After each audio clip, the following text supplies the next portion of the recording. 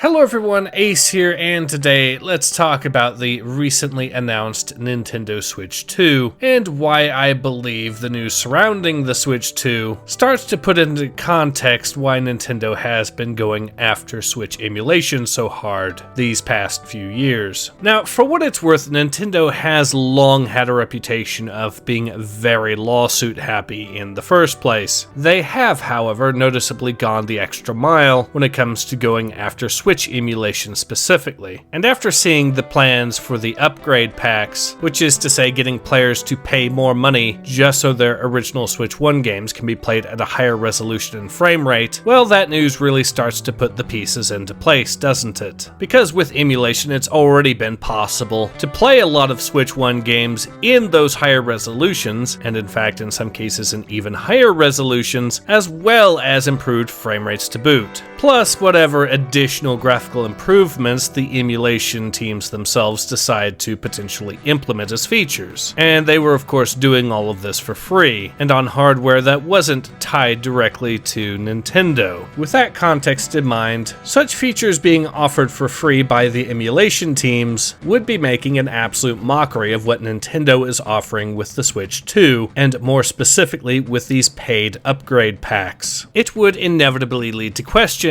such as, why buy a brand new console just to spend more money for an upgrade pack when you can get the exact same thing just by emulating your original Switch onto a PC that can play the game at a higher resolution and a better frame rate, and in fact can play it even at superior resolutions and frame rates than what is offered by the upgrade packs themselves. When a person has already bought the original Switch, as well as the original Switch games, Nintendo at that point has no moral argument to stand upon. Instead, it's just a case of ordinary people offering a better service than Nintendo themselves, with their brand new console that they have spent years developing. And the people at Nintendo are not stupid. It is very likely that this would negatively impact at least opening sales for the Switch 2, and would especially be a death knell for the whole upgrade packs business model, because it's literally an inferior product that you have to pay for games that you already own, so you can upgrade them from the standards of a system that you already own. In contrast to an option that is not only free, provided you already own an original Switch and the games, but is also overall a superior product anyways. At that point, like I said, it really does start to make sense why Nintendo decided to go after Switch emulation in particular as heavy as they have, because they don't want it to outcompete with the Switch 2, and especially with the upgrade pack business plan they have going on. Yeah, this video is a little bit on the tinfoil hat side of things, because naturally I don't have a secret document from Nintendo openly saying, yeah, let's go after the emulation scene so our crappy business model can be somewhat justified. It is one of those sorts of situations though that makes a lot of logical sense in retrospect. But in any case, this has been Ace. Hope to see you guys again soon.